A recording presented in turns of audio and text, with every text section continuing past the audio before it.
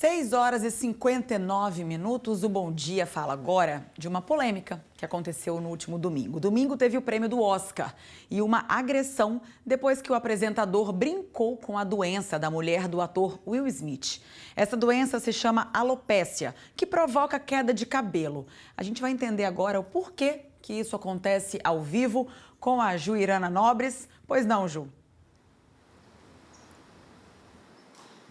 Ei, Carol, para falar sobre esse assunto, para a gente entender o que é alopécia, o que causa, quais são os tratamentos, a gente convidou a dermatologista Lara Fiório, que vai explicar um pouquinho para a gente o que é essa doença. Doutora, explica para a gente, a alopécia é alguma doença grave, séria? Pode acontecer em homens, mulheres? Bom dia.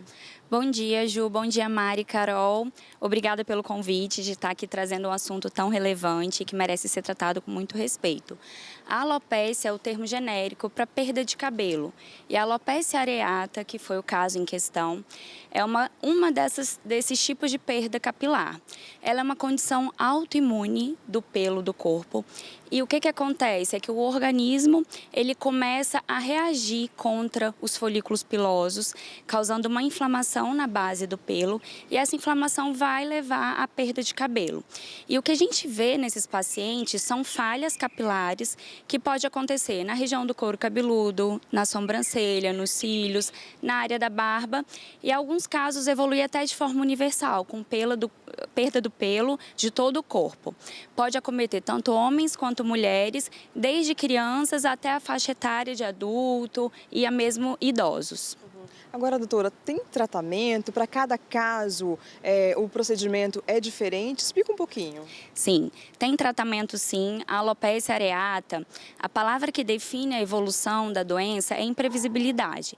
Cada caso é único. Existem pacientes que conseguem recuperar o cabelo perdido ali na região. Já alguns outros, mesmo com a instituição do tratamento, nem sempre é possível recuperar aquele pelo que foi atacado pelo sistema imune e que estava num estado que eu costumo explicar para os pacientes como se fosse uma hibernação. E a função do tratamento é a gente acordar, reativar aquele pelo. Mas dependendo da extensão, da gravidade e do tempo de evolução da alopécia areata, nem sempre é possível recuperar o pelo a despeito do tratamento instituído. Agora a senhora falou que é uma doença autoimune, né? Tem relação também com a questão psicológica? Na pandemia, teve mais casos? Sim, Ju. As causas da alopécia areata, elas são multifatoriais. A gente sabe que tem uma forte contribuição genética, ou seja, quem tem história na família, de histórico, de algum familiar com alopécia areata tem um risco maior de desenvolver. E a gente sabe também que existem fatores ambientais que funcionam como gatilho para o aparecimento e para gravidade da doença, para piorar a evolução da doença. E esses principais fatores são estresse emocional. Então, assim, na pandemia, houveram, sim, aumento no número de casos, tanto de início da doença como progressão daquelas que já existiam. Doutora, vamos ao estúdio, porque o Mário e a Carol, têm pergunta para a senhora. Pois não? Temos sim, Ju. Desde que a gente começou a falar desse assunto aqui, chegaram já várias mensagens. E uma das mensagens que chegou aqui foi o seguinte: acomete mais em mulheres a alopécia, como foi o caso da esposa lá do Will Smith, ou também homens? E no local em que há essa queda de cabelo, o cabelo consegue ser recuperado, né? O cabelo volta a crescer nesse local, na região em que ele cai normalmente?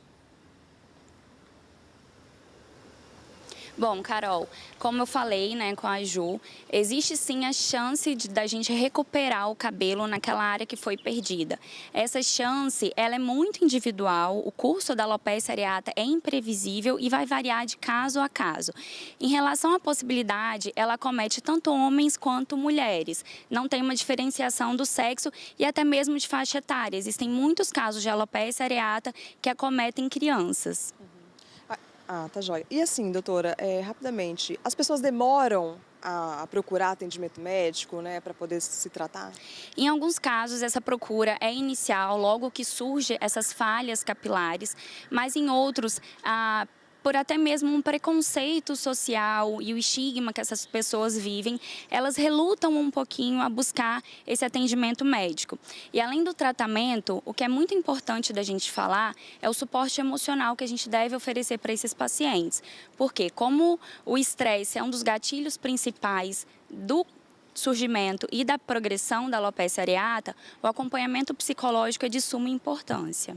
Obrigada, então. A gente conversou com a Lara Fiório, ela é dermatologista, falando um pouquinho sobre essa polêmica que aconteceu no final de semana e relatando aí, a alopecia é um caso sério, né? E devemos tratar com todo cuidado. Eu volto com vocês no estúdio, Mari e Carol.